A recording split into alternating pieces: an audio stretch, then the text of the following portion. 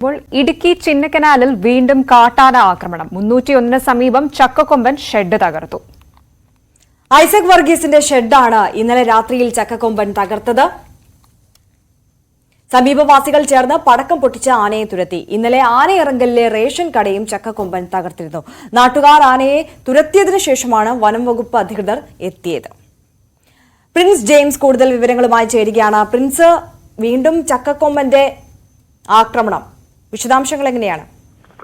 തീർച്ചയായും 2 ദിവസങ്ങളായി ചിന്നക്കനാലും ശതൻപാറയിലെ വിവിധ പ്രദേശങ്ങളായി ചക്കക്കൊമ്പൻ ഇറങ്ങുന്നുണ്ട്. കഴിഞ്ഞ ദിവസം പുലർച്ചെ ആയിരങ്കിലെ റേഷൻ കട തകർത്തിരുന്നു. അരിക്കൊമ്പൻ 4 തവണ ആക്രമിച്ച റേഷൻ കടയാണ് കഴിഞ്ഞ ദിവസം ചക്കക്കൊമ്പൻ ആക്രമിച്ചത്. ഈ സമയത്ത് കഴിഞ്ഞ ദിവസം പുലർച്ചെയാണ് ഈ ആക്രമണം നടന്നത്. ആ സമയത്ത് റേഷൻ കടയിലെ ജീവനക്കാരിയും 1.5 വയസ്സുള്ള കുട്ടിയും കടയ്ക്കുള്ളിലുണ്ടായിരുന്നു. പിന്നീട് നാട്ടുകാരും വനംവകുപ്പും എത്തി ആനയെ ഓടിച്ച ശേഷമാണ് ഇവരെ പുറത്തേക്ക് എത്തിക്കാൻ സാധിച്ചത്. അതിനെ തുടർന്നാണ് ഇപ്പോൾ പുലർച്ചെ 301 ആക്രമണം ഉണ്ടായിരിക്കുന്നത്. ഈ പ്രദേശത്ത് ചക്കക്കൊമ്പൻ ഇറങ്ങുകയും ഷെഡ് തകർക്കുകയും ചെയ്തു. പിന്നീട് നാട്ടുകാരാണ് ഇവിടുന്ന് ആനയെ തുരത്തിയത്. എന്തായാലും ദിവസങ്ങളായി ഇപ്പോൾ സ്ഥിരമായി ജനവാസ മേഖലയിലേക്ക് ആന ഇറങ്ങുന്ന ഒരു സാഹചര്യമുണ്ട്. എല്ലാ ദിവസവും തന്നെ മേഖലയിലേക്ക് എത്തുന്നു. മുൻപ് അരിക്കൊമ്പൻ ഇറങ്ങിയിരുന്ന മേഖലകളിലൂടെ എല്ലാം ചക്കക്കൊമ്പൻ പതിവായി എത്തുന്ന ഒരു സാഹചര്യം കൂടിയുണ്ട്.